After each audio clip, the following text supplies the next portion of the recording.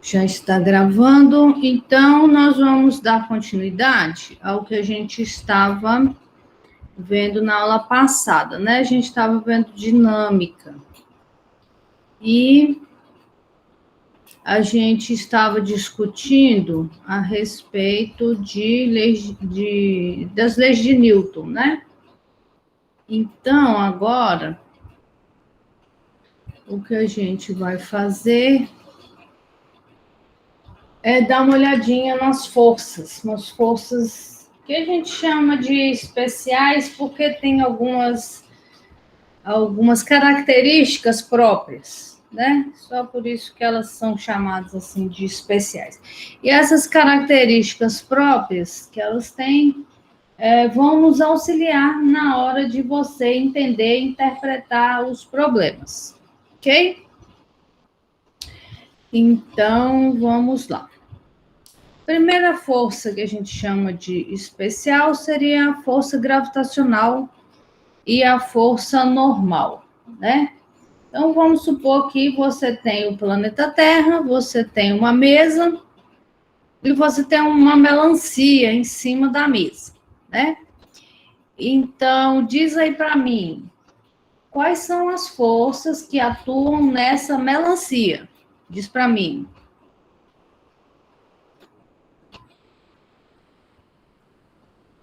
A força normal é a gravitacional?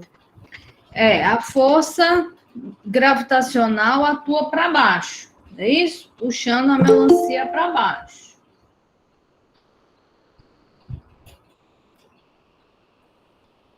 Não é assim? E essa força gravitacional está puxando a melancia para baixo, e aí ela faz a melancia empurrar a mesa para baixo. Então, a melancia faz uma força, que eu estou chamando aqui ó, de N', empurrando a mesa para baixo. Né? Empurrando a mesa para baixo. E aí, a mesa empurra de volta, né? Que é a força normal, essa força aqui, ó, né? Então, quem é o par ação e reação? O par ação e reação é a normal e essa força é filhinha.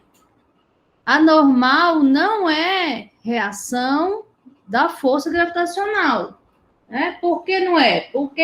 Primeiro, porque atua no mesmo objeto. Eu falei para vocês na aula passada que a ação e reação sempre atuam em corpos diferentes.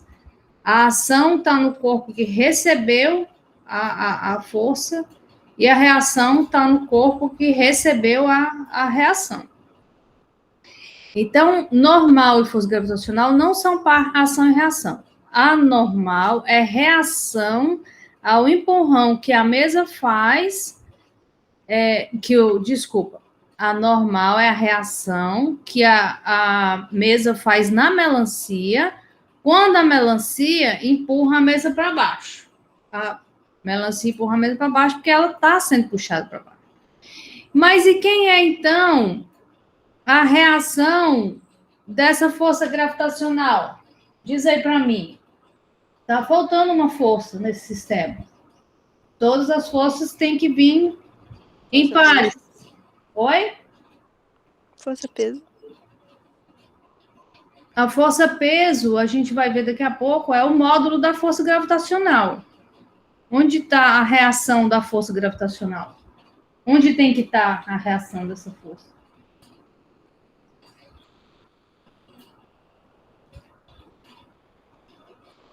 Diz aí para mim. Quem fez essa força na melancia?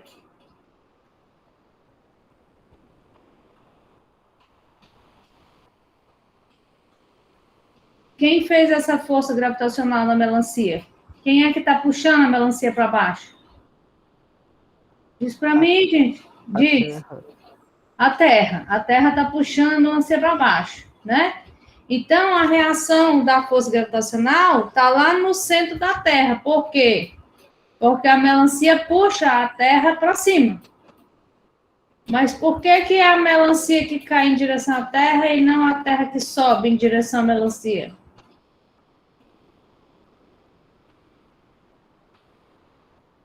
Diz pra mim. Porque a força que a melancia exerce sobre a Terra é muito pequena.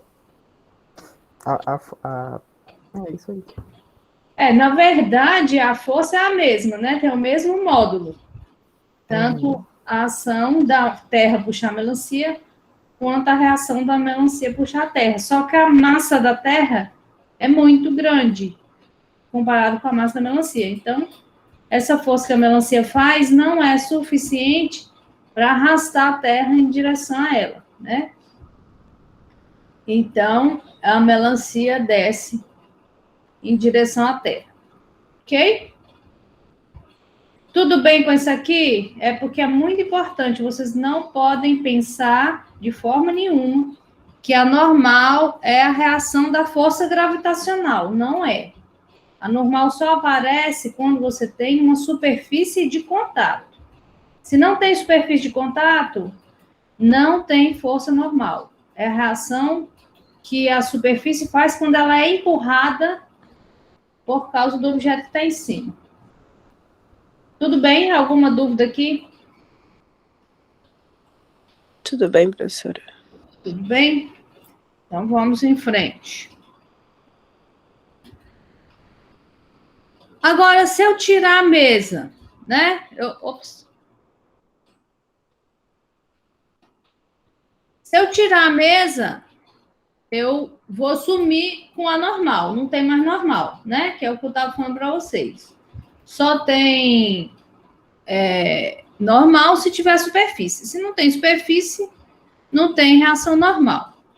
A segunda lei de Newton, a gente escreveu como sendo a somatória das forças, né? Força resultante, igual a massa vezes a aceleração, né? Eu escrevo dessa maneira para vocês se lembrarem que primeiro a gente soma todas as forças que atuam no objeto e depois iguala a massa vezes a aceleração. Então, nesse caso aqui, ó, essa força gravitacional é igual a massa vezes a aceleração da gravidade, né? Então, eu tenho que, aqui nessa situação, só a força gravitacional está atuando no objeto. Então, a força gravitacional é igual a massa vezes a aceleração da gravidade. Agora, o que é o peso? O que é o peso? Isso aqui é a força gravitacional. O que é o peso? O peso seria o módulo, né? O módulo da força gravitacional, o mg, que a gente normalmente chama. E muitas vezes a gente vê representado assim por P, né? Mas a gente não vai usar P, não, porque mais na frente a gente vai ver momento linear. E momento linear a gente representa por P. Então a gente não vai usar o P para representar o peso, a gente vai chamar de FG mesmo, sem a setinha em cima, né? Representando o módulo, tá? Então, o peso, na verdade, é só o módulo, né? O módulo da força gravitacional. Agora, se eu puser a mesa de volta, o que acontece? Botei a mesa de volta, e aí? O que acontece? Agora tem a força de reação da mesa na melancia. Isso, Normal. exatamente. Aí aparece a... Opa! Deu trem. Aí vai aparecer de novo a força, né? Mas essa força normal que vai aparecer aqui de novo, que não tem aqui, que devia aparecer de novo, que não quer aparecer, ela não vai mudar a força gravitacional, certo? A força gravitacional vai continuar sendo igual à massa vezes a aceleração da gravidade. Então, o que eu quero falar para vocês é que a força gravitacional é a única força que é igual a massa vezes a aceleração, independentemente da existência de outras forças, ok? Então, a força gravitacional é igual a mg. Igual a mg. G é a aceleração da gravidade. Isso aqui é independente da existência de outras forças. Mas é a única força que você pode igualar a massa vezes uma aceleração, independentemente da existência das outras. Ok? A única força é a força gravitacional. Todas as outras forças que estiverem atuando no objeto, você tem que fazer a somatória delas, de todas elas, e igualar a massa vezes a aceleração para você achar a aceleração final do objeto. Tudo bem? Tudo certo, professora. Então, ó, a força normal, ela depende da superfície, né? Como eu falei para vocês. Se a superfície é plana, então a força normal vai ser perpendicular para cima, né? E aí, no caso aqui, por exemplo, esse bloquinho estando parado, eu vou ter a força normal para cima, a força gravitacional para baixo, né? E aí elas têm o mesmo módulo, mesma direção, sentidos opostos, se anulam e esse bloquinho não tem movimento em Y, né? Aqui na vertical. Mas se a superfície estiver inclinada, ó, a normal vai continuar sendo perpendicular à superfície de contato. Então, ela está aqui, ó, perpendicular com a superfície de contato.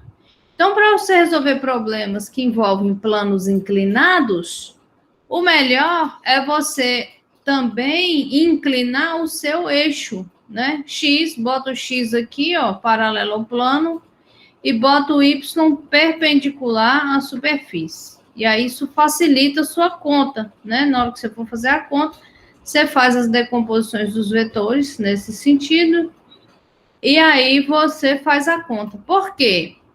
Porque esse bloco aqui, ó, vai ter movimento aqui, ó, na direção do plano, né? Se não tem mais nenhuma força aqui, o que vai acontecer? A força gravitacional está aqui para baixo, ó, né? Perpendicular para baixo.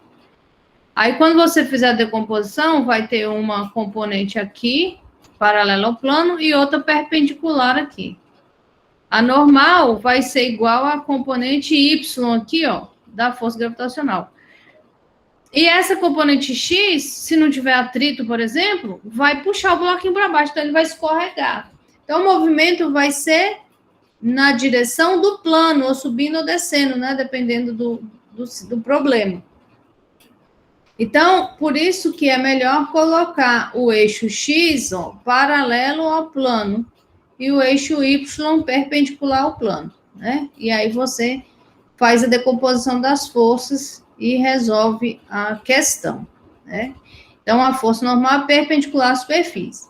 Então, no caso mais extremo, né, que a minha superfície é vertical, se esse bloquinho está empurrando de alguma maneira aqui essa parede, né, vamos supor uma parede, aí o bloquinho está empurrando essa parede de alguma maneira nessa direção, então a parede empurra de volta e a normal vai ser horizontal, ok? É claro que nessa situação aqui não é o peso que provoca essa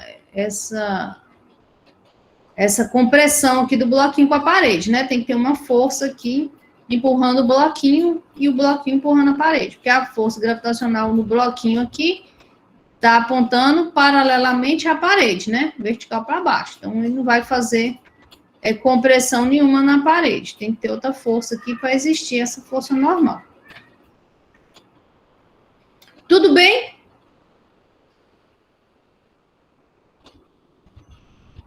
Alguma dúvida aqui?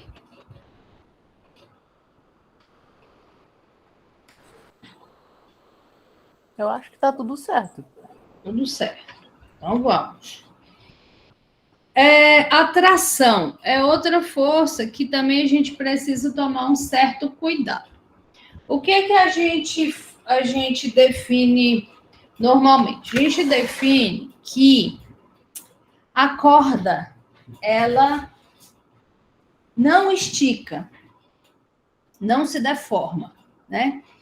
E E isso significa que a força vai ser transmitida integralmente. Então, se eu puxar aqui com uma força de 5 newtons, vai chegar aqui no bloquinho exatamente os mesmos 5 newtons, né? A corda não se deforma e, portanto, ela transmite o módulo da força integralmente. Então, se eu pendurei um bloquinho aqui no teto, ó, e o bloquinho está em equilíbrio, está parado, né? Não tem indício de movimento, eu tenho que essa tensão aqui é igual à força gravitacional que atua no bloquinho, né? Tensão puxa para cima, a força gravitacional puxa para baixo, então o bloquinho está parado, então eu tenho resultante zero, o bloquinho não tem movimento no eixo Y, ok? Mas a tensão, ela transmite a força de acordo com a corda. Então, por exemplo, nem sempre a direção e o sentido é o mesmo, né? Como nesse caso aqui e nesse caso aqui.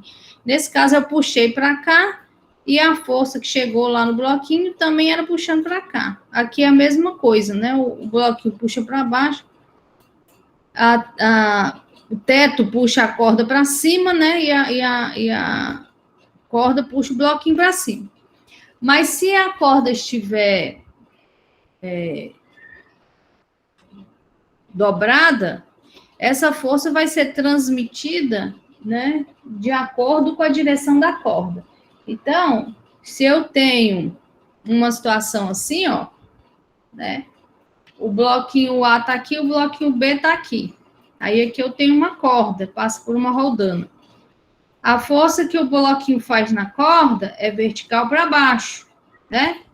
Mas a força que a corda vai fazer no bloquinho A é horizontal para a direita, né? Horizontal para a direita. Então, a direção e o sentido é transmitido de acordo com a direção da corda, mas o módulo vai ser transmitido integralmente porque a gente não vai trabalhar com cordas que se deformam, né? Elas não são elásticas. Tudo bem aqui?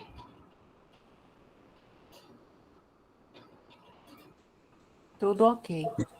Tudo ok. Então, vamos.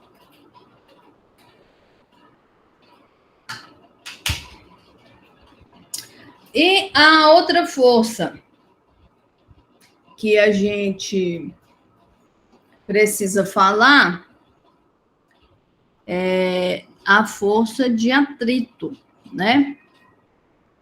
Qual que é a origem da força de atrito? Por que existe atrito?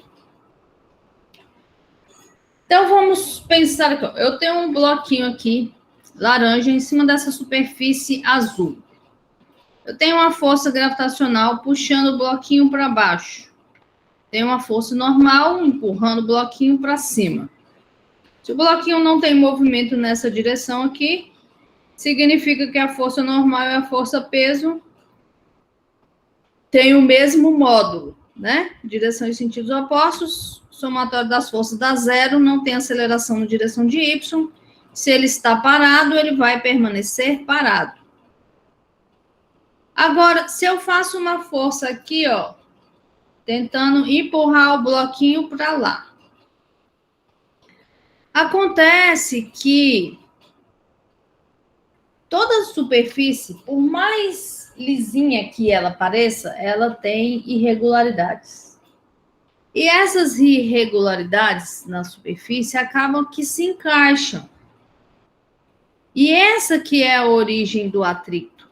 O encaixe dessas irregularidades e a interação entre eles, porque nessas pontas aqui, ó, você tem moléculas, e essas moléculas, elas vão interagir com as moléculas da outra superfície. E essa interação pode gerar uma ligação química, uma ligação fraquinha, tipo interação de Van der Waals, ou alguma interação assim, uma ligação fraca. Só que essa ligação, ela vai atrapalhar as irregularidades em si, e essa interação molecular vai atrapalhar o movimento. Se ele está lá encaixado quietinho, ele vai querer ficar lá encaixado quietinho. Quando você empurra, você tem que desencaixar essas irregularidades e romper essas interações entre as moléculas.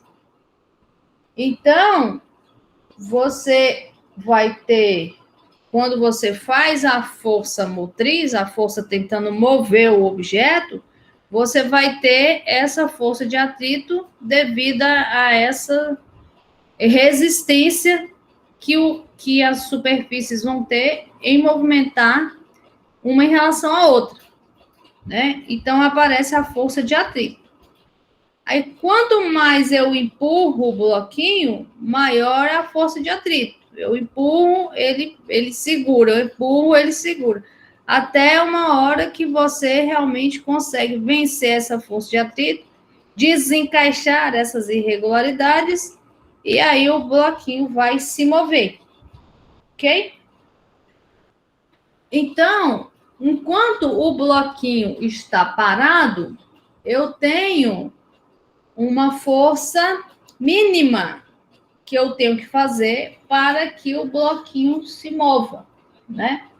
Então, a força de atrito estática vai ser menor ou igual ao coeficiente de atrito vezes a normal. Esse coeficiente de atrito, ele depende das superfícies, né? Se eu tenho vidro e cerâmica, se eu tenho borracha e vidro, se eu tenho asfalto e pneu, depende da superfície, esse coeficiente de atrito. Mas é um número entre 0 e 1, né? O coeficiente de atrito é um número entre 0 e 1, e é uma grandeza adimensional, não tem unidade, Do lado de cá eu tenho força, que é Newton, do lado de cá eu tenho força, que é Newton. Então, esse cara aqui não pode ter unidade, né? Porque tem que ter a mesma unidade dos dois lados da equação. Então, esse cara aqui vai normalmente ser dado para você no problema. Ou então, a ideia é achar ele através das outras grandezas, né? Normalmente ele é dado. Agora, esse cara aqui, ó, é a força normal. Por que a força de atrito depende da força normal, sendo que a força normal é perpendicular à força de atrito? Diz aí para mim. Por que a força de atrito depende da normal, sendo que elas são perpendiculares? A força de atrito é paralela à superfície e a força normal é perpendicular à superfície. Por que a força de atrito depende da normal? Diz para mim.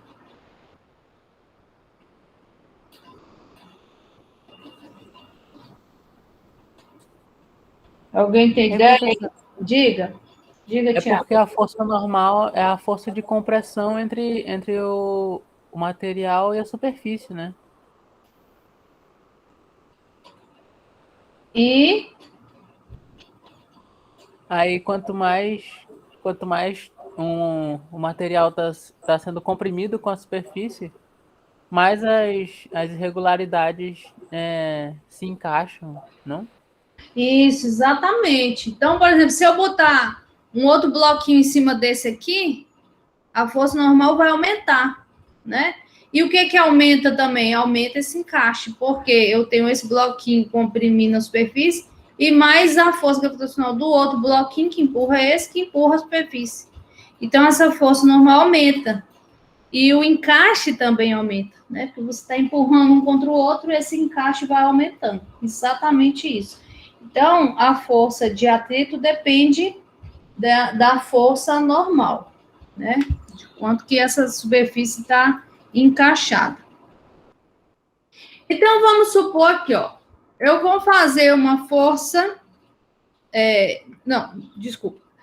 Eu calculei aqui a força de atrito estática, né? Que é o coeficiente de atrito estático vezes a normal. Calculei aqui, ó. Peguei a normal, o coeficiente de atrito, calculei, deu 5 newtons. Então, essa é a força de atrito estática máxima, né? Calculei aqui o máximo. Esse cara aqui é o máximo. Calculei, deu 5 newtons. Aí, eu faço uma força motriz de 2 newtons. O que acontece com o bloquinho? Diz para mim.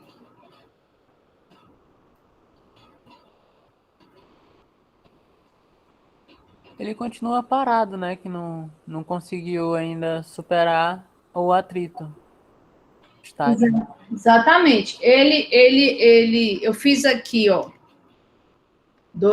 Eu fiz aqui 2 newtons, empurrando para lá. A força de atrito estática máxima é 5 newtons. Então, não vai conseguir vencer. Mas quanto que aparece aqui, ó? Quanto que aparece aqui? Eu empurrei com 2, aí aparece aqui quanto? Aparece 2 de volta, porque senão o bloco estaria sendo empurrado de volta. Exatamente isso. Esse valor aqui, ó, é o máximo. Se eu empurro com 2, a resposta é com 2. Porque se eu empurro com 2 e a resposta é com 5, eu empurro para frente e ele anda para trás. Né? Porque aí vai ter uma força de 3 aqui puxando ele para trás. Então, esse valor aqui é o valor máximo. Então, se eu empurrei com 2, a resposta é 2. Se eu empurrei com 3, a resposta é 3.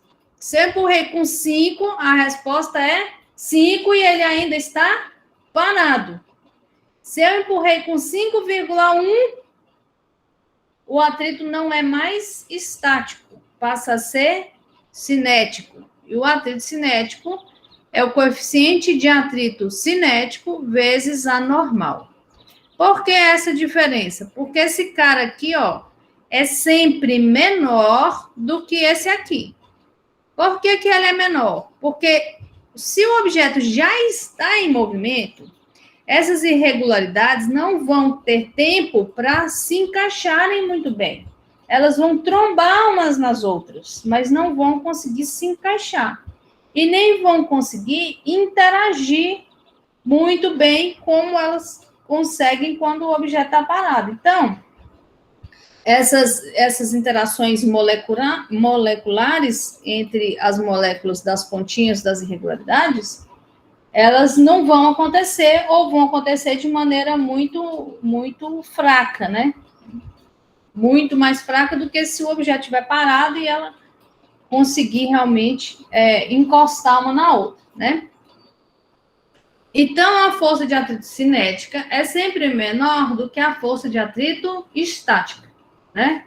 Então, a força de atrito cinética é igual ao coeficiente de atrito cinético vezes a normal, né? E esse valor aqui é independente do movimento que o objeto tenha, né? A força de atrito cinético vai ser calculado dessa forma, ok?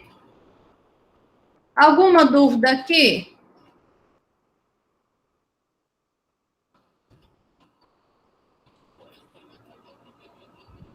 Parece até que só tem eu na chamada, mas eu não tenho nenhuma dúvida, não. O pessoal é meio tímido, tem 20 alunos, ninguém quis falar nada até agora, mas eu imagino que quem tiver dúvida, pergunte, porque essa é a hora, né?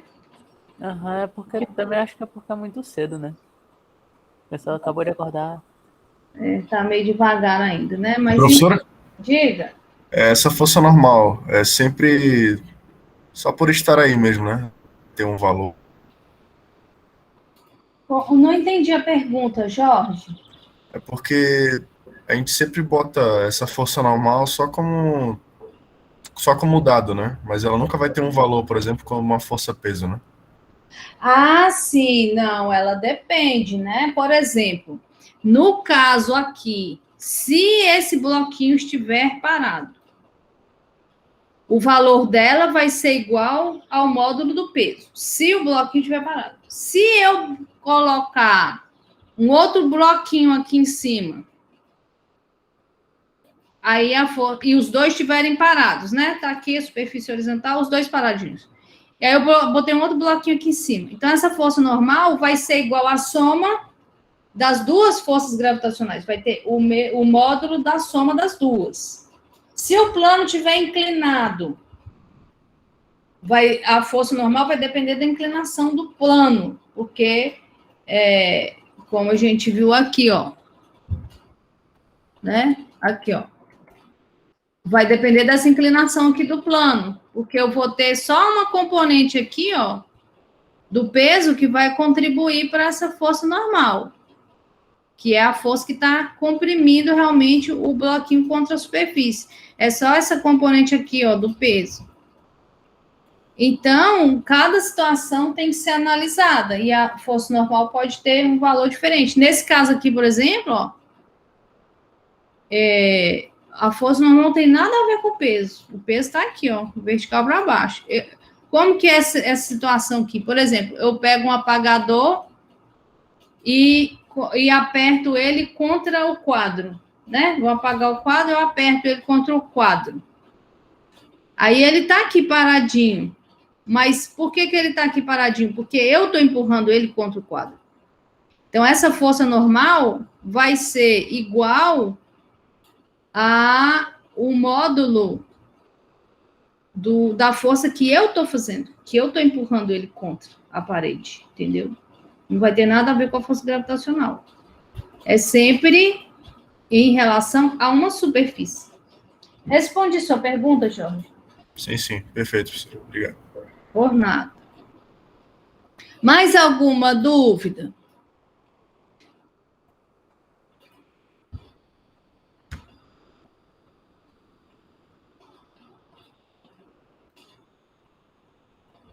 Mais alguma dúvida?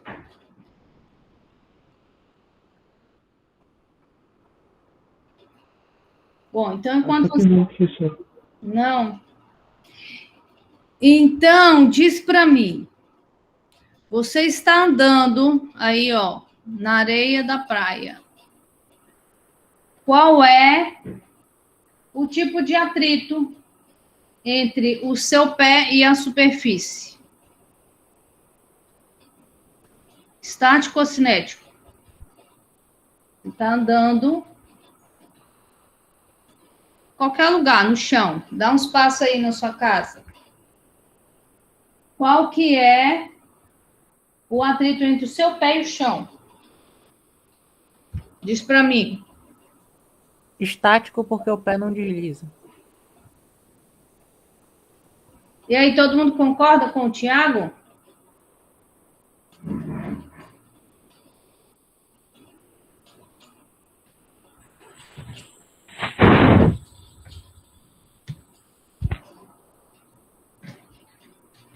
Sim ou não? Concorda ou discorda? Acho que em caso de atrito cinético seria o meu corpo com o ar, né? Porque eu estaria em movimento e eu estaria tendo um atrito de velocidade com o ar, né? Eu acho que com o chão seria estático. Certo. Só que com o ar não é atrito. Por que não é atrito? Porque eu não tenho superfície de contato. Tá? O atrito é só superfície de contato. Qual que é o problema com o ar? O problema com o ar não chama atrito, né? A gente vai ver já, em seguida disso aqui, a gente já vai ver, né, a força de resistência do ar. Não é atrito, é a força de resistência. Força de resistência do ar, tá bom? Mas, enfim, o atrito do pé com o chão, enquanto você está caminhando, ele é estático, porque o pé está parado em relação ao chão. Você está caminhando, mas o seu pé pisa e para. Pisa e para, pisa e para.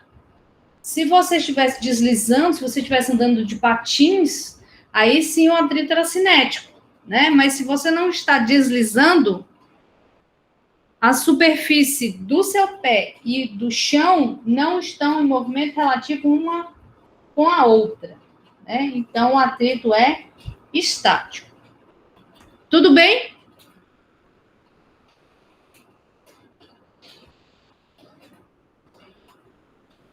E agora?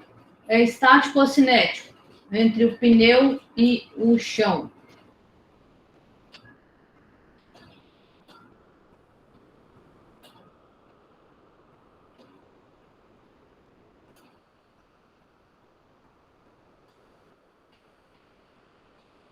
O que vocês acham?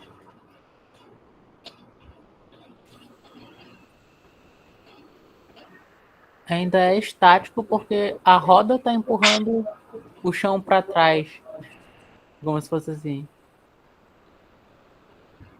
E não tem movimento relativo entre o pneu e o chão? É porque a superfície do pneu engata no chão, tanto que quando não engata é quando a gente começa a deslizar. Derrapa, né? É, É exatamente isso. Exatamente isso. O atrito ainda é estático. A gente vai ver lá na aula de rotações que, na verdade,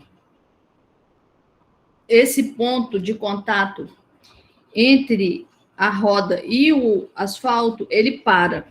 A velocidade dele vem diminuindo aqui, e quando ele chega nesse ponto, ele para e depois continua. Então, não tem velocidade entre o pneu e o chão no ponto de contato. Então, o atrito realmente é estático. Só vai ser cinético no caso em que você derrapa, né? Por exemplo, a roda travou, ou mesmo antes de travar, mas você vai cantando o pneu, né? E deixa até a marca no asfalto. Nessa situação aqui, o atrito é cinético. E olha só a importância disso, né? Para a vida prática de todo mundo. Quando você está dirigindo seu carro, por que é tão importante você não deixar que as rodas travem quando você precisa frear de emergência? Por que não pode deixar a roda travar? É justamente porque o atrito cinético é menor do que o atrito estático. Se a roda travar, você vai percorrer uma distância bem maior do que se você não deixar a roda travar. Ok? Então, não pode deixar a roda travar, e por isso que existem esses freios, né, que anti-travamento das rodas, justamente por causa disso. O atrito cinético entre o pneu e o chão, enfim, o atrito cinético, independente de qualquer coisa, é menor do que o atrito estático. Então, entre o pneu e o chão, se você deixa a roda deslizar, você vai percorrer um espaço maior antes de conseguir parar, do que se você não deixar que as rodas travem. Tudo bem? Dúvidas? Comentários? tudo certo. Tudo certo.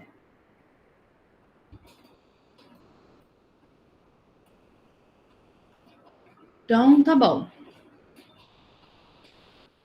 Aí, ó, o problema do apagador. Eu peguei um apagador que tem massa 50 gramas.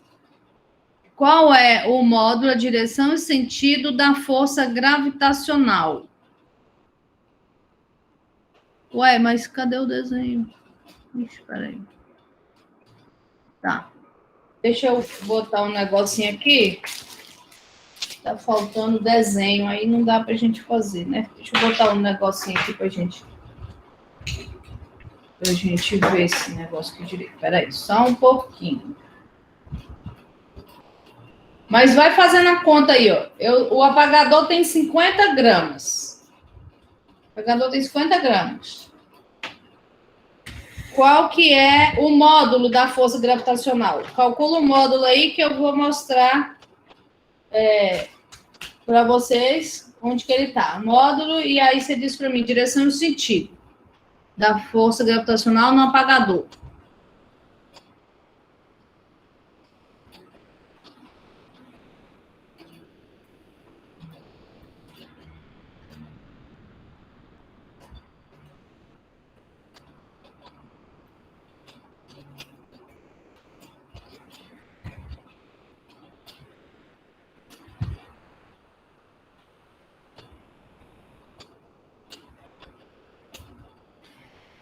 Apareceu aí no chat um link.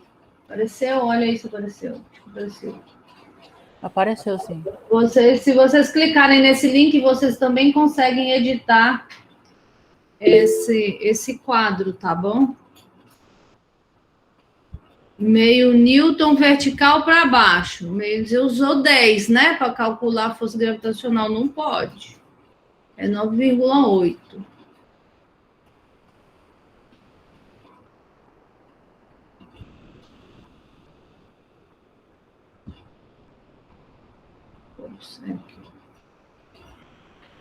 Peraí.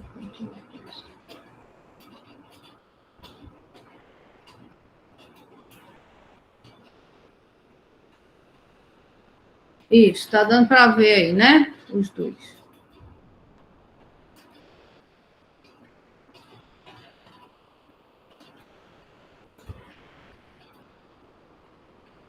Então tá. Eu vou colocar esse bloquinho assim, ó.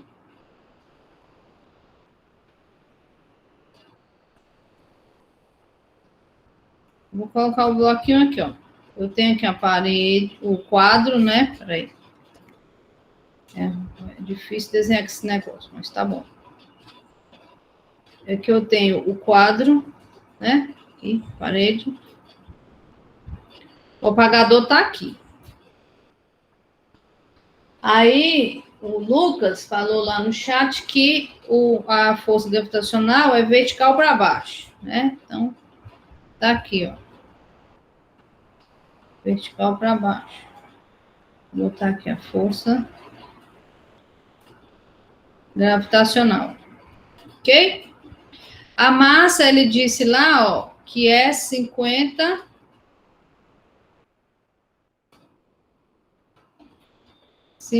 gramas. Certo? A massa é 50 gramas. Qual é o modo, a direção e o sentido da força gravitacional? Ninguém calculou isso aí, não? Além do Lucas? Força gravitacional vai ser a massa vezes a aceleração da gravidade, né? É a única força que eu posso usar isso sempre, independente de qualquer coisa. Só que a massa aqui, ó, tá em gramas. Eu posso usar a massa em gramas? Sim ou não? Pode não. Pode não. Tem que transformar para quilogramas. Então, 1, 2, 3. 0,0. Ai, travou aqui. Peraí. 0,050, né? Tá aqui, 1, 2, 3 quilogramas.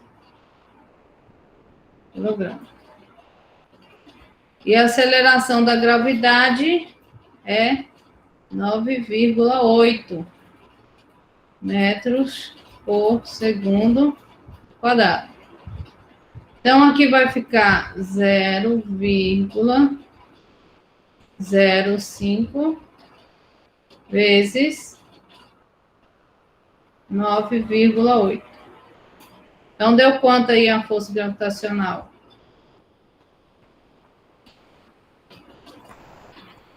Deu 0,49. 0,49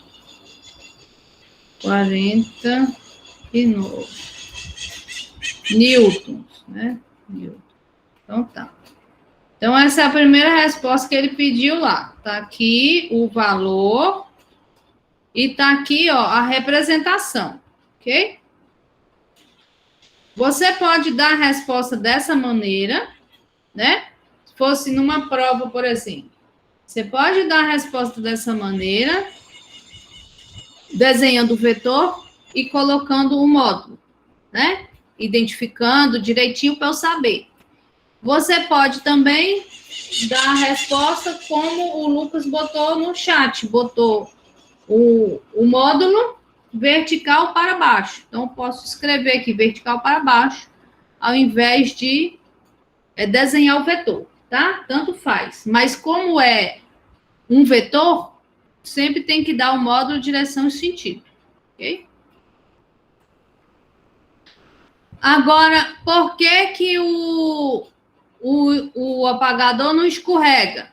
Por que o apagador não escorrega?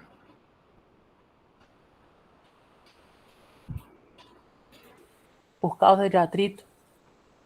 Primeiro eu tenho que fazer uma força aqui, né? Primeiro eu tenho que fazer uma força aqui. Vou chamar de F. Empurrando com o dedo assim, né? O apagador contra o quadro, né? Que normalmente eu mostro isso dentro de sala, né? Quando é presencial, eu boto o apagador lá e mostro para vocês, né? Mas aqui não tem jeito. Então, mas vocês estão entendendo? O apagador está encostado no quadro e eu estou empurrando com o dedo, assim, contra a parede. Certo? Estou empurrando aqui com a mão. E aí o apagador fica parado aqui. Por que ele não vai escorregar se eu tenho uma força gravitacional puxando ele para baixo? Aí o Felipe falou que é por causa do... Felipe não, Thiago, né? Thiago falou? Alguém falou? Fui eu. Sim. Tem uma força de atrito. Para onde aponta a força de atrito?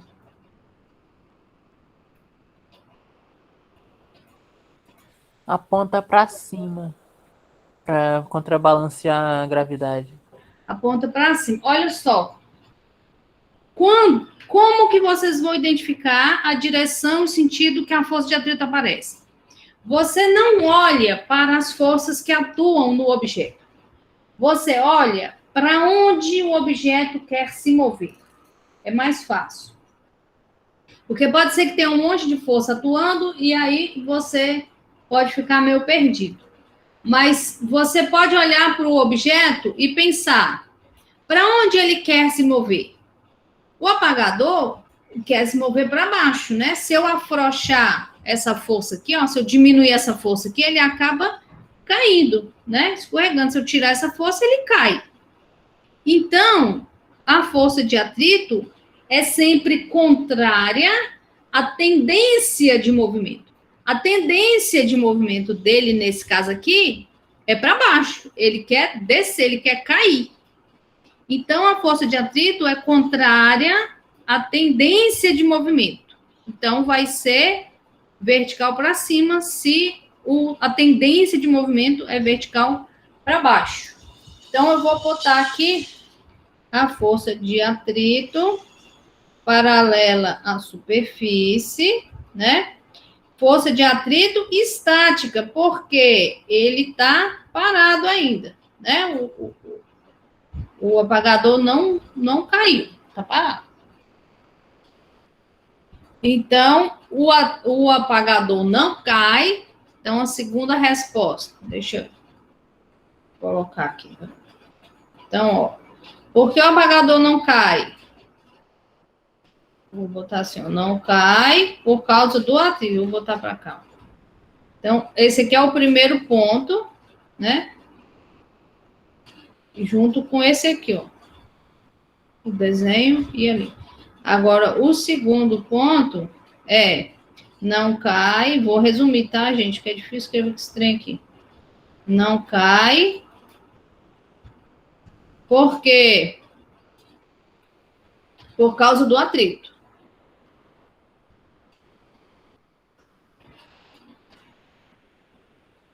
Por causa do atrito.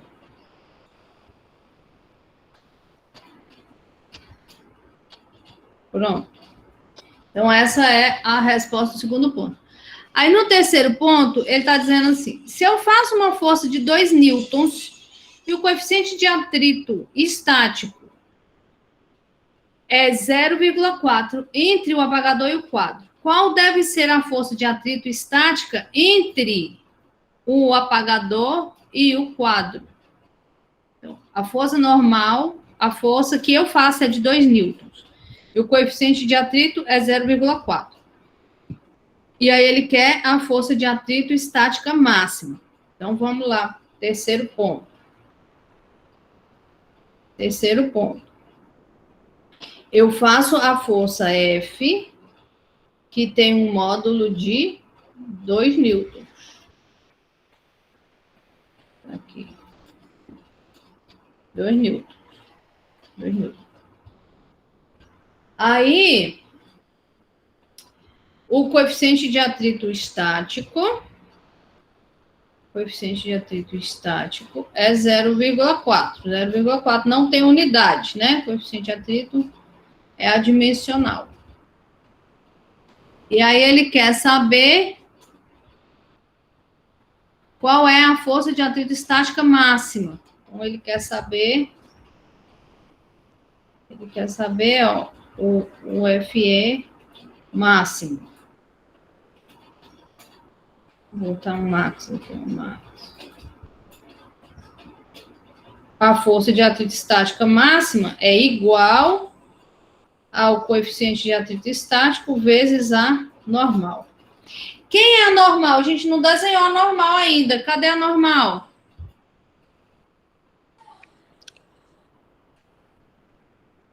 Tá, a parede que faz a normal no bloco seria entre o bloco e a parede.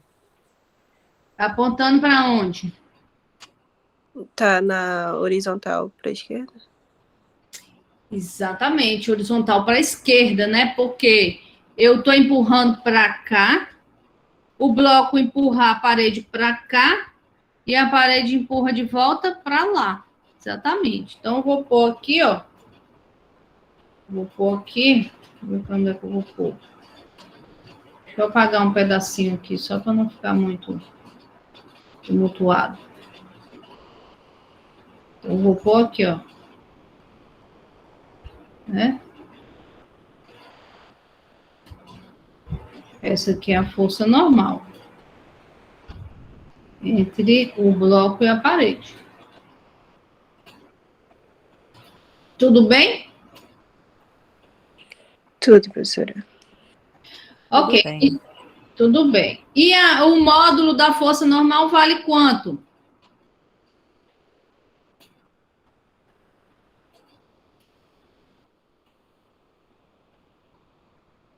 Qual é o módulo da força normal?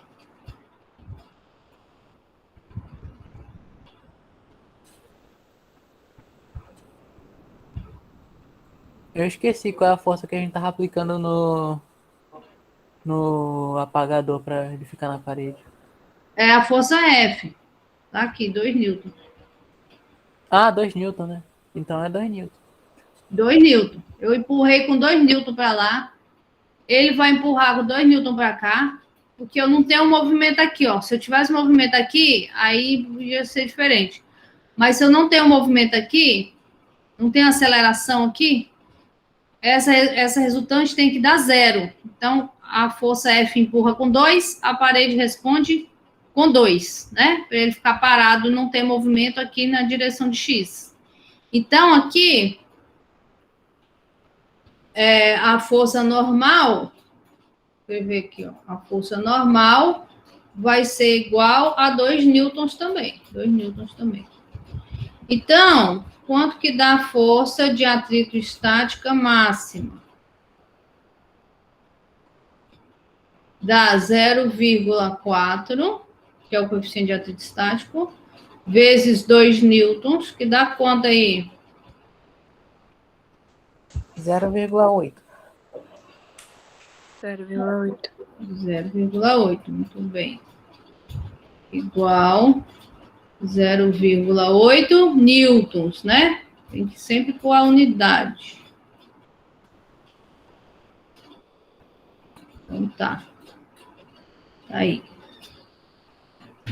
0,8 newtons. Essa é a força de atrito estática máxima, né?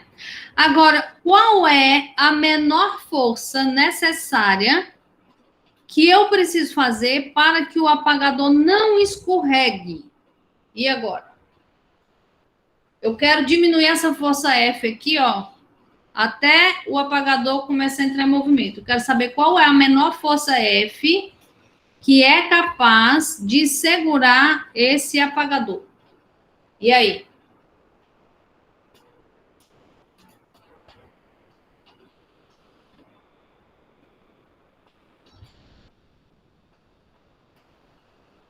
O que que eu faço? O que que eu faço? O que que eu faço?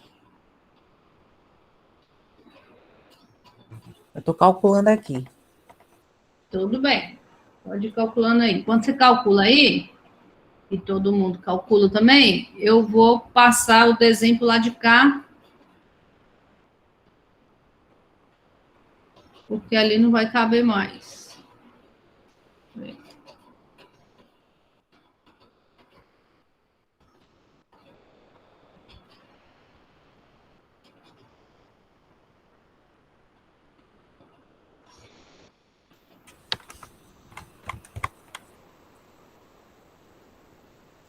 Professora, Diga. responderam aqui no chat já 1 newton e 225 1,225 newton.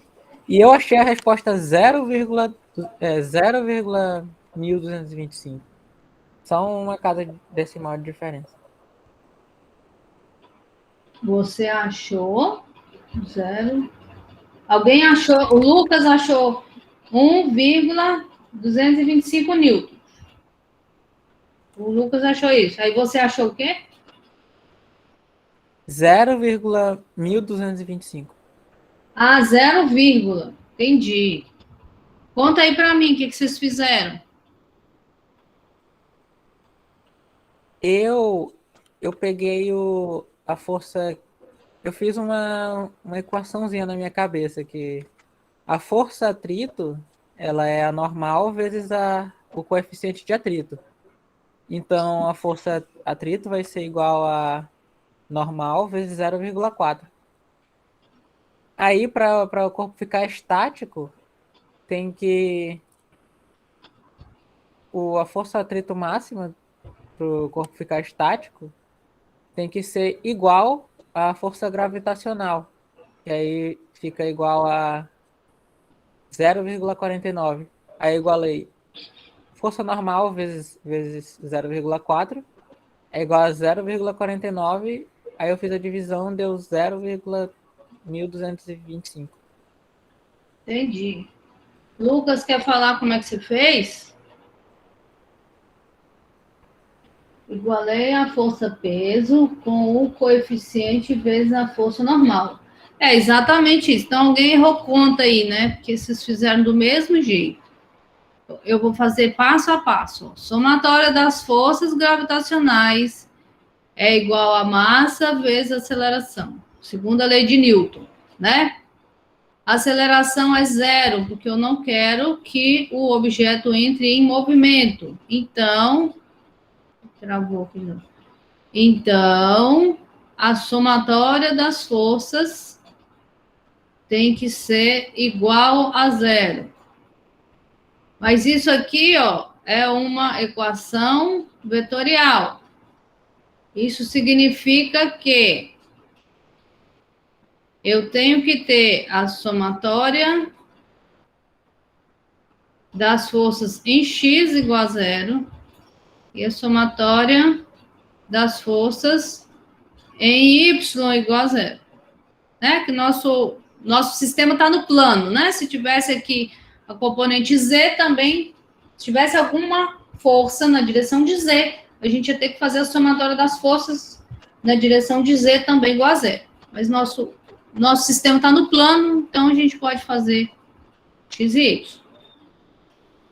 Quais são as forças que atuam em y? Em y eu tenho a força de atrito estática para cima e a força gravitacional para baixo. Primeira coisa que eu tenho que fazer é definir a direção positiva do meu eixo y. Então, eu vou definir aqui, ó, o eixo y positivo para cima. Então, em y, eu vou fazer a somatória das forças em y é igual à força de atrito estática, que está na mesma direção de y, então ela é positiva, menos a força gravitacional, que está na direção contrária ao eixo y, e então ele é negativo, né? Aqui aponta para o positivo, aqui é negativo. E isso tem que ser zero. Para isso ser zero, eu tenho que a força de atrito estática tem que ser igual à força gravitacional. Quer dizer, o módulo da força de atrito estática tem que ser igual ao módulo da força gravitacional. Certo? Tá bom. Então, aqui, ó, eu sei que a força de atrito estática é o coeficiente de atrito estático vezes a normal. E a força gravitacional é a massa. Eu vou pôr aqui, mas a gente já calculou, né? A massa vezes a aceleração da gravidade. A gente já calculou lá. E aí, eu paro aqui, né? Porque eu preciso da normal, eu não tenho. Eu tenho o coeficiente de atrito estático, que é 0,4, não tenho a normal, tenho a massa e tenho a gravidade. Então, aqui eu não consigo andar mais aqui. Então, eu vou para o eixo Y, o eixo X.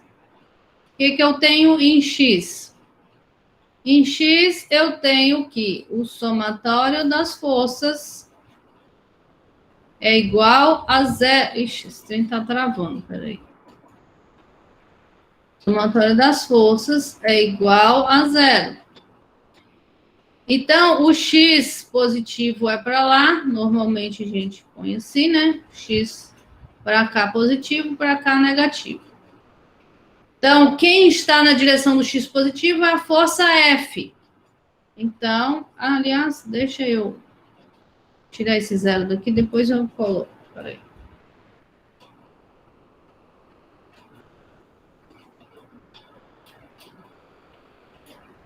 Então, a força F é na direção de X positiva, e a normal na direção de X negativo. Então, menos a normal. E aí, isso sim vai ser igual a zero. Então, eu achei a normal que estava me faltando aqui, ó. A minha normal é igual à força F, né? A normal é igual à força F. Então, eu vou pôr a força F aqui, e aí passo o μe para lá, e aí eu calculo a força. Então, agora eu vou substituir isso aqui, ó. Substituindo isso aí, vai ficar o μe, né? Aqui para cá. μe igual... Ops, igual não. μe, aí no lugar da normal eu boto a força F igual a mg, né? E a força F é quem eu estou procurando. Então, a força F vai ser igual a mg dividido pelo coeficiente de atrito estático. Então, a massa era 50 gramas, né? 0,05. É que a gente já calculou isso aqui, né? Dá 0,48. Vezes 9,8. Pode aproveitar a conta que já fez. E aí divide isso por 0,4. Então, a força deu quanto aí?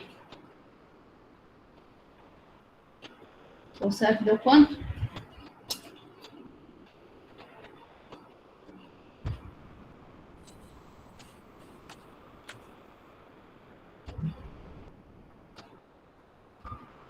(0,05 vezes 0,8 divide por 0,4. É 1,225 mesmo. 1,225. Acho que eu errei uma casa decimal aqui, em algum lugar. 1,225.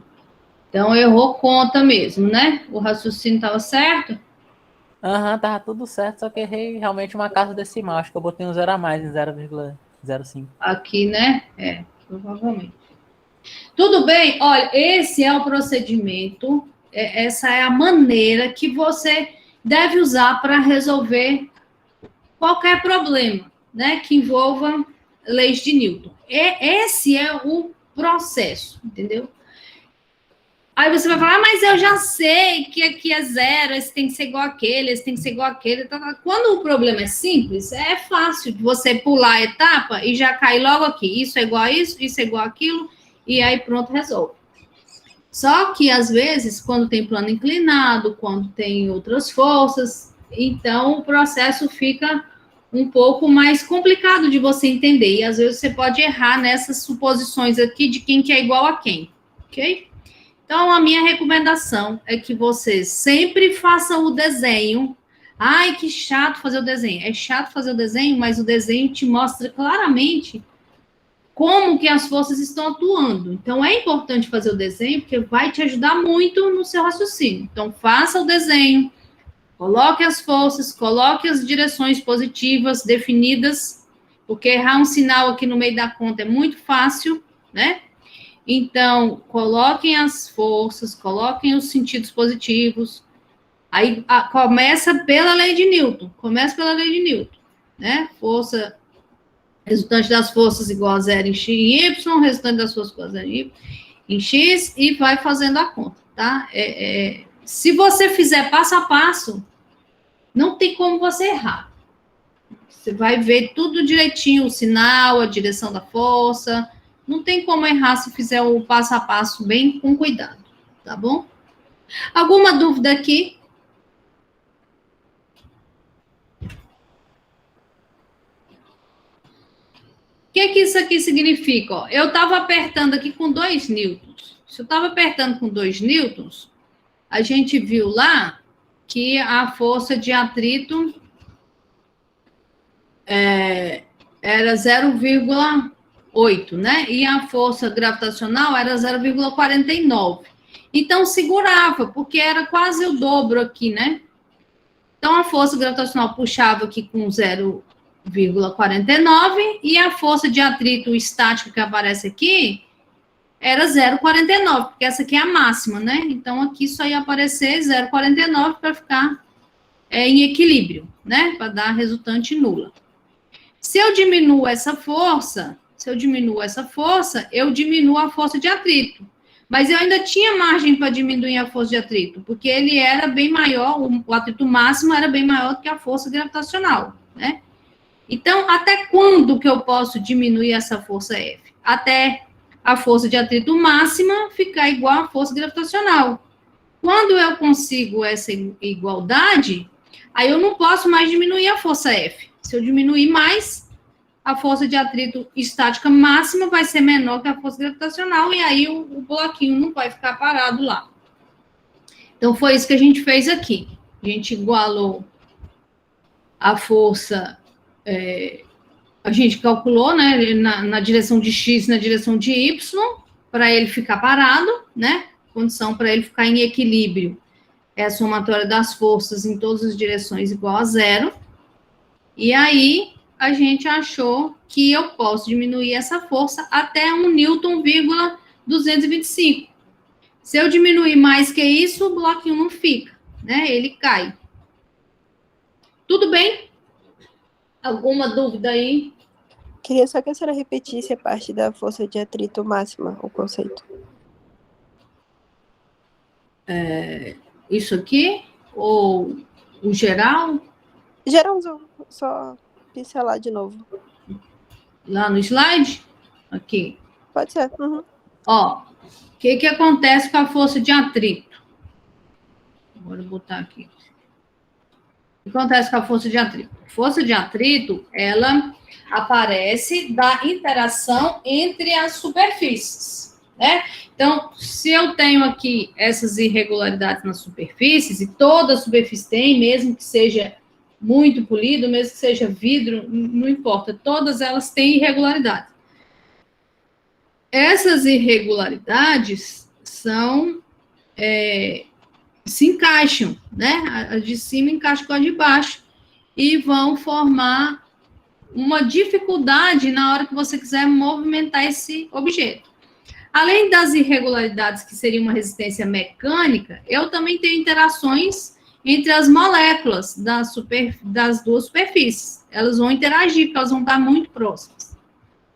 E aí tudo isso vai dificultar de você realmente conseguir fazer com que esse objeto se mova.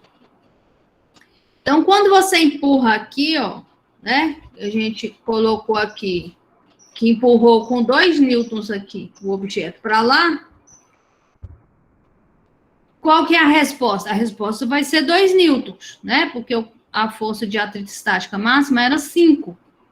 Quando eu calculo isso aqui, é o máximo que eu posso empurrar aqui para que o objeto não se mova. Mas se eu empurro com 2, a resposta tem que ser 2, porque se for 5, ele vai, eu empurro para lá e ele anda para cá. Vai ter uma resultante de 3 nesse sentido. Então, não pode.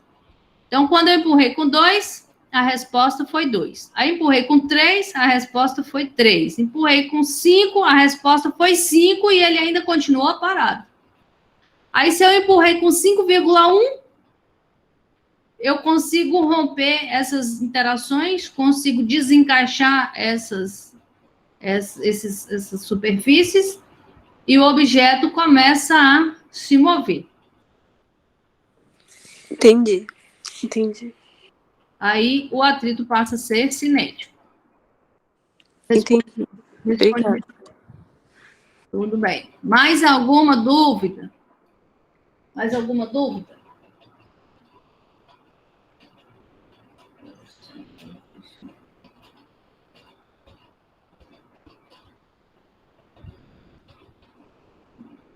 Essa aula vai até 9h10, né? 9h10.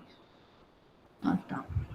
Aham, até 9h10. Até 9h10. Então, eu vou deixar o probleminha para vocês resolverem, o próximo, e a gente vai só... porque eu quero falar para vocês sobre a força de resistência do ar, tá bom? Então, assim... é a construção das pirâmides do Egito, que é o probleminha que vai ficar para vocês tentarem resolver e depois a gente discute, tá bom? Como que foi construídas as pirâmides, né? Como que as pirâmides foram construídas? Bom, tem várias teorias, né? E aí, uma teoria é a seguinte, ó, eu uso o lado pronto da pirâmide como um plano inclinado. Eu coloco aqui um trenó, lubrifico a superfície com água. É claro que na época que ela foi construída, ela não era toda corroída assim, né? Ela era lisinha, como a parte de cima. Ela era polida, né? Essa erosão foi causada pelo vento, né? Durante o tempo. Então, eu vou pôr o trenó aqui, lubrifico com água, e aí eu ponho um monte de operário lá em cima que vai puxando esse bloco, né? Vai puxar esse bloco pirâmide acima e aí eu levo esse bloco para lá, né? Se você usar o próprio trenó vazio como contrapeso, eu ainda posso diminuir o número de operários lá em cima para conseguir puxar essa pedra lá para cima, né? Para colocar lá em cima, ok? Então, essa é uma teoria de como que foi possível construir as pirâmides do Egito. E o problema é o seguinte, esses blocos eram enormes, né? Eles eram enormes. Então, um bloco de 2.000 quilos era um dos blocos pequenos, né? Que eles subiam para poder fazer a construção da pirâmide. Então, a figura mostra um bloco de 2.000 quilos no processo de ser puxado ao longo de um lado pronto da pirâmide, que constitui um plano inclinado com um ângulo de 52 graus. Então, esse ângulo θ aqui, ó, é o ângulo de inclinação desse plano aqui, do lado pronto da pirâmide, e ele vale 52 graus. O bloco está sustentado por um trenó de madeira e puxado por várias cordas, né? Que estão as cordas puxando o bloco. E os operários estão lá segurando as cordas, né? Puxando as cordas. O caminho do trenó é lubrificado com água para reduzir o coeficiente de atrito estático para 0,40. Né? Então, o atrito estático entre o trenó e a superfície da pirâmide vai ser 40. Então, se o atrito é estático, o bloco está parado aqui, ó. tá? O bloco está parado nesse ponto e o coeficiente de atrito é 0,4. Quando ele começar a se mover, esse atrito vai diminuir. Vai diminuir. Então, se cada operário puxa com uma força de 686 newtons, então cada um consegue fazer uma força de 686 newtons. Quantos operários são necessários para que o bloco esteja prestes a se mover? Então, o que eu quero saber é se essa teoria realmente funciona, se ela é prática, se eu conseguiria fazer isso. Dependendo do número de operários que eu achar, fica inviável, né? Se eu achar, por exemplo, 1.000 operários, não ia caber 1.000 pessoas aqui em cima para puxar esse bloco, né? Então, não é viável. E se eu achar um número razoável, né? Tipo, sei lá, 50 pessoas. 50 pessoas, né? É um número razoável, dava para caber 50 pessoas lá em cima e que iam puxar esse bloco.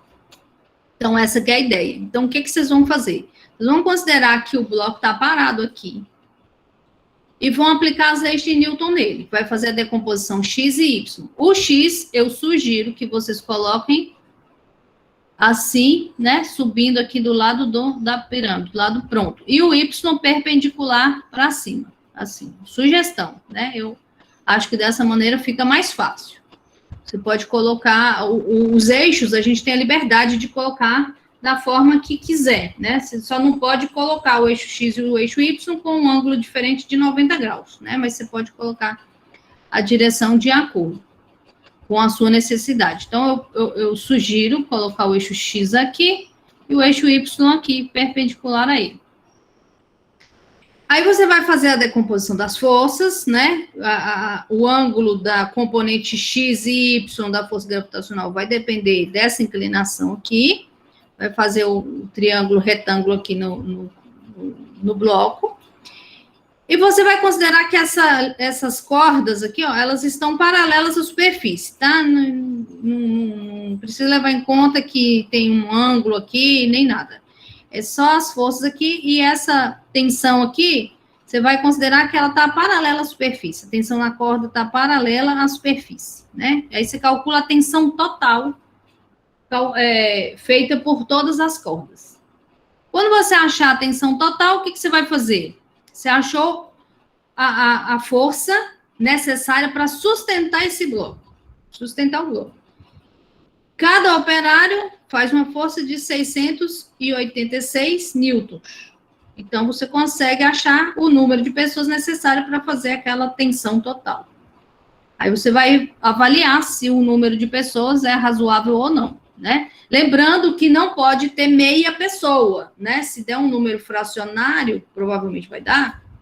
Você não pode... Aí deu 50,8 pessoas. Não pode 50,8 pessoas, né? Não tem 0,8 pessoa. Então, a resposta tem que ser 51 pessoas, né? Porque 49 não vai conseguir... 50 não vai conseguir segurar se deu 50,8, né? Sempre tem que arredondar para cima, né? Porque senão não tem jeito.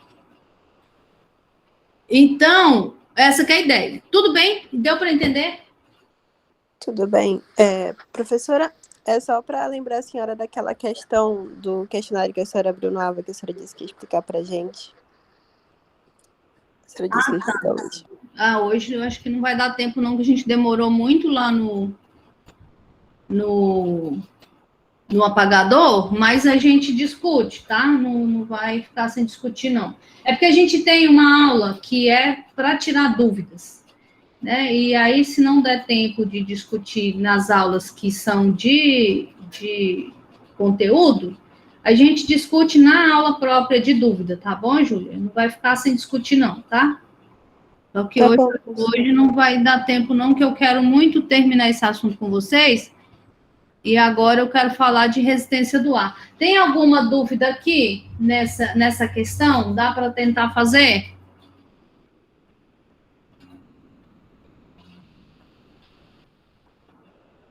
Tudo bem? Eu já até fiz. Já fez? Que ótimo. Então, depois a gente vê o resultado. Eu quero falar para vocês sobre a resistência do ar. A resistência, que a gente chama, é de um meio fluido, né? Pode ser o ar, pode ser a água, né? Um meio fluido. Então, a gente tem essa força de resistência que não é atrito. A gente vai chamar essa força de resistência ou de força de arrasto, né? Força de arrasto, que é o nome mais apropriado para ela, não é força de atrito, ok? Essa força de arrasto, ela depende da velocidade, né? Ela depende da velocidade, ao contrário da força de atrito, porque a força de atrito não depende da velocidade. Mas a força de arrasto, ela depende. E a gente chama ela normalmente de R. Então, ela é proporcional à velocidade. Se eu tenho velocidades baixas, e ela vai ser proporcional ao quadrado da velocidade, se eu tenho velocidades mais altas. Ah, o que quer dizer velocidade alta, velocidade baixa? Depende do seu problema, né? Então, no problema vai ter que especificar isso aí, para você saber qual é a situação que encaixa na situação, né? Qual que é o tipo de resistência que ele está falando.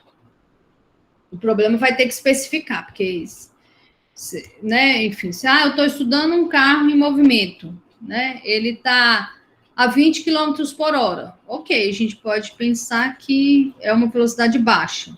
Ah, não, ele está a 200 km por hora. Tá bom, é uma velocidade alta. E no meio desse caminho aí, o que eu vou escolher, né? Se ele está a 80 km por hora, já é alta ou ainda é baixa? Não sei. O problema vai ter que te explicar essa situação, tá? Para ver o que ele está pedindo exatamente. Não tem, assim, uns valores estipulados do que seja velocidade alta, do que seja velocidade baixa. Vai depender do problema, ok? Então, vamos pensar aqui, ó. Uma pessoa caindo de paraquedas, né? Quais são as forças que atuam na pessoa? As forças que atuam na pessoa é a força peso, né? Força gravitacional, puxando ela para baixo. E a força de resistência do ar, que vai puxar a pessoa para cima, né? A força de resistência do ar, ou a força de arrasto, funciona exatamente igual ao atrito, no sentido de que ela é sempre contrária à tendência de movimento. Se a tendência de movimento da pessoa é descer, ela está sendo puxada pela força gravitacional, então a força de arrasto é para cima, tentando impedir de que a pessoa desça, né? Então, essa que é a força de arrasto, né? Assim que ela funciona. Então, se ela é proporcional à velocidade, vamos supor aqui que a pessoa acabou de sair do avião, né? Ela só deu um passinho assim para fora, ela não se jogou, né, da portinha do avião, ela saiu, só saiu, assim, desceu do avião.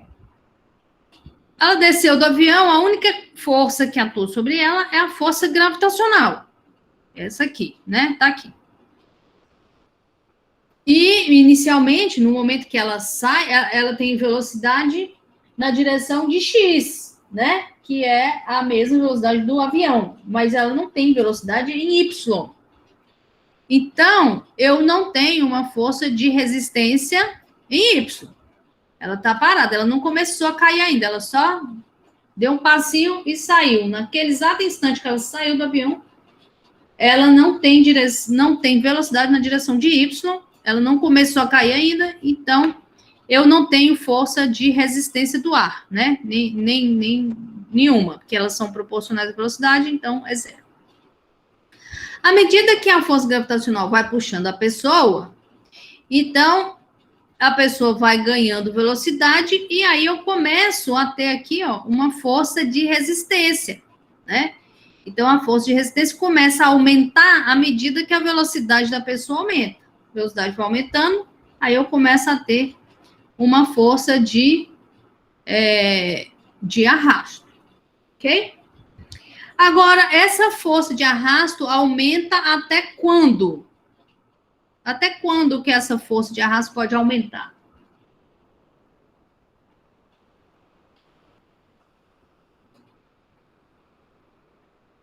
Diz aí para mim. O que vocês acham?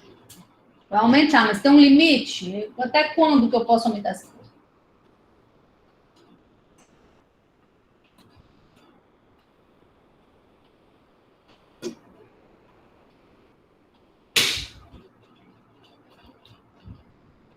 Ninguém? Diga. Desculpa, professor, eu me distraí. Qual é a pergunta? A pergunta é, à medida que a velocidade vai aumentando, a força de arrasto também aumenta. E a pergunta é, até quando essa força de arrasto pode aumentar? Essa que é a pergunta. Até quando ela tiver uma velocidade. Tipo, se ela chegar no chão, se a pessoa chegar no chão, ela não tá mais caindo, né? Ela não tá mais... Aí a pessoa já morreu. Não Aí a pode. pessoa já morreu. Não tem como ter força de arrasto se a pessoa tá parada no chão. É. Mas Não. acho que ela não consegue ficar até igual à força da gravidade? É. Exatamente. Ela só vai aumentar até que ela se iguale à força da gravidade. Quando ela se igualar à força da gravidade, aí a velocidade passa a ser constante, porque a resultante de força é zero. Se a velocidade é constante, a força de arrasto não aumenta mais. Certo? Então, a força de arrasto vai aumentar até que ela se iguale à força gravitacional. A partir daí, ela desce com velocidade constante. Ok? Tudo bem com relação a isso? Sim, Tudo professor. certo. Ok. Então, eu vou usar a segunda lei de Newton. Somatório das forças igual. Aí aqui, eu vou pôr o eixo Y apontando para baixo aqui, tá? Vocês não se importam? Eu tinha que ter desenhado ele aqui, não desenhei. Mas ele está apontando para baixo. Por que ele está apontando para baixo? Porque eu coloquei a força gravitacional aqui positiva para baixo. Então, a força gravitacional é positiva, o eixo Y está apontando para baixo. Então, a força de resistência, que eu estou chamando de R, é negativa, ela aponta para cima. E a aceleração também vai ser positiva, né? Porque a aceleração vai ser para baixo, a pessoa está caindo, né? Está puxando a pessoa para baixo.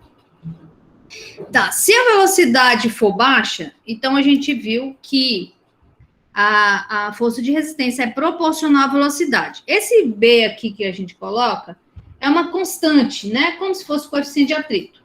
E essa constante vai depender de vários fatores. Vai depender da aerodinâmica do objeto, vai depender de um monte de coisas, né? E é um número, né? É um número, não é um número adimensional, porque do lado de cá é Newton, do lado de cá é metros por segundo. Então, ele vai ter dimensão de quilograma por segundo, porque eu tenho que ter Newton do lado de cá. Mas tudo bem, eu vou substituir lá, aqui, ó, né? Então vai ficar mg, é a força gravitacional. Aqui, no lugar do R, B vezes a velocidade, e do lado de lá, massa vezes a aceleração, né? Então eu tenho essa equação aí. Aí, até quando que essa velocidade pode aumentar? Até o que a gente chama de velocidade terminal. Até essa aceleração aqui ser zero, porque a força gravitacional é igual à força de resistência do ar. Então, a velocidade terminal, velocidade máxima com que o objeto consegue cair, é aquela em que eu estou com a força gravitacional igual à força de resistência do ar, ou seja, essa aceleração aqui é zero, né? Aceleração é zero. Então, igualando aqui, ó, a força gravitacional, mg, igual a força de resistência, B vezes T. Aqui, ó, VT, esse VT aqui eu estou chamando porque é a velocidade terminal, tá? Isso é só a velocidade terminal que vale isso aqui. Isso não vale para toda a queda da pessoa, é só para a velocidade terminal. Então, vai ser mg dividido pela constante B. Então, essa aqui é a velocidade terminal para o caso de velocidades baixas. Para o caso de velocidades baixas. Ok? Tudo bem? Tudo bem. Tudo bem. Agora, se eu tenho velocidades altas, a gente viu que a força de resistência é igual a essa constante D vezes o V ao quadrado, né? Proporcional à velocidade ao quadrado. Esse D, de novo, depende de uma montanha de fatores, né? a aerodinâmica do objeto, a densidade do fluido, a temperatura do fluido, porque às vezes a densidade depende da temperatura, enfim, depende de um monte de coisas. Que normalmente é um número que é dado ou que você tem que achar, né? Então, de novo, eu vou substituir lá, força gravitacional mg, a força de resistência do ar, dv ao quadrado, né? Negativa, que eu estou botando o eixo y para baixo, então a força gravitacional é positiva e a força de resistência negativa, tá aqui. Massa vezes aceleração também é positiva, porque ele está se movimentando para baixo, né? A aceleração está fazendo a velocidade variar para baixo, aumentar para baixo. E aí a velocidade terminal é quando a força gravitacional é igual à força de resistência, né? Igual à força de resistência do ar. E aí agora, né? E a aceleração é zero, né? Nessa situação a aceleração é zero, então substitui zero aqui, esse cara igual a esse. Então, a velocidade agora vai ser a raiz quadrada de mg dividido pela constante d, ok?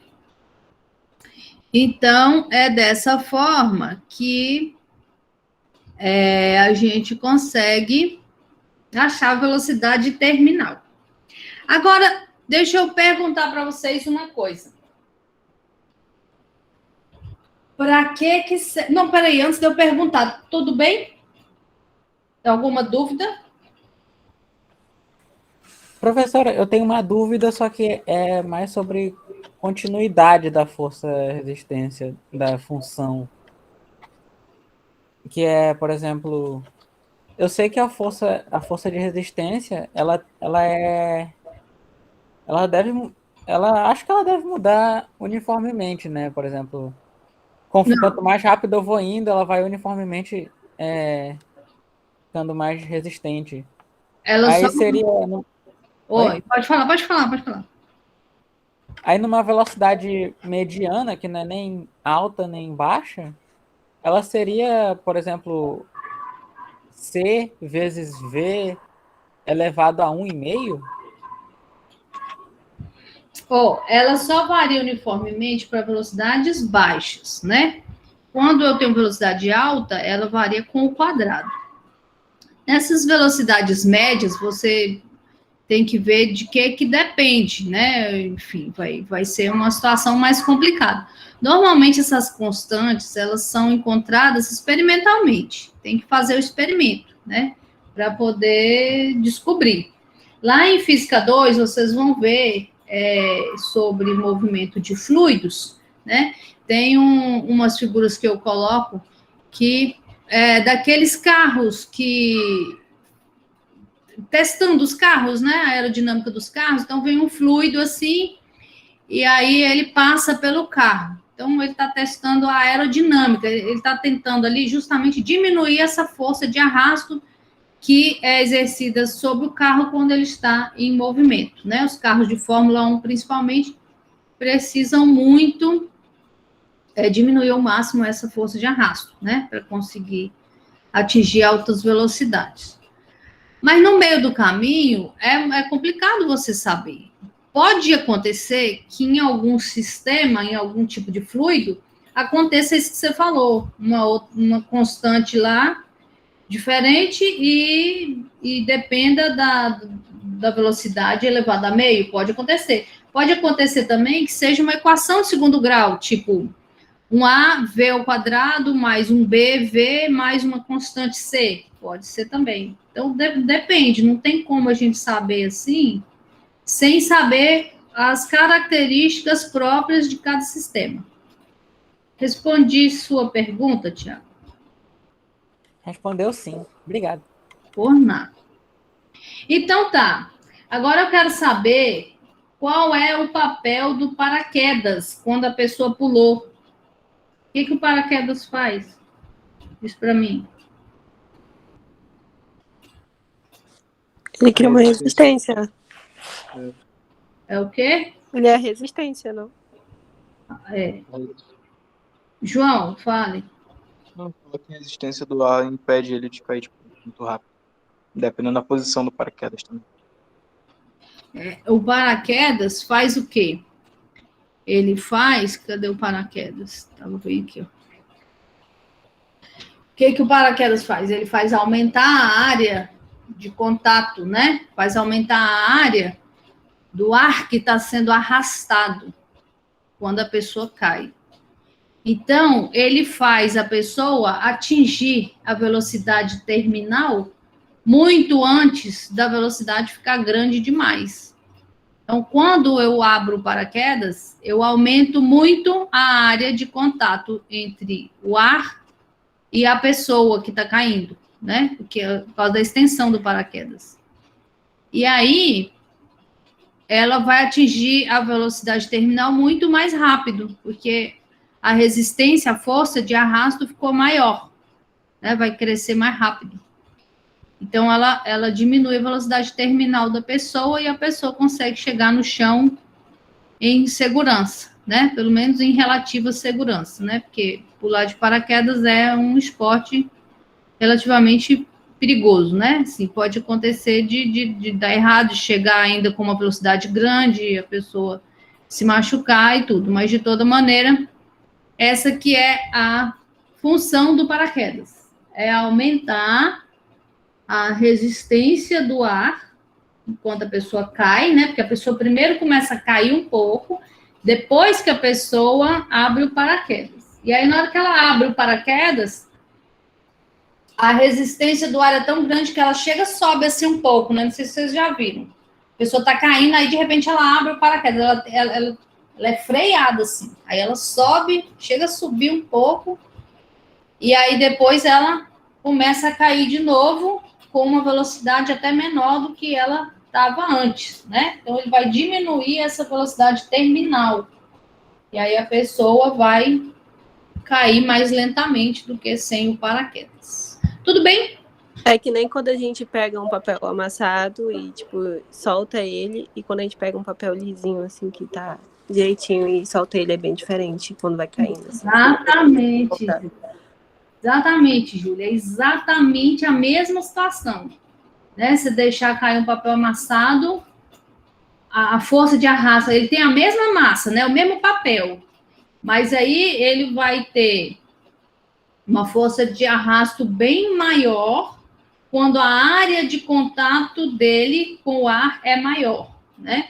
Então, você vai ter uma queda com uma velocidade terminal bem menor do que se ele tiver amassado, porque a área de contato é menor, né? Então, aquelas constantes lá, C, D, ou B, né? Sei lá, que a gente colocou lá, acho que foi B e D, né? Ops.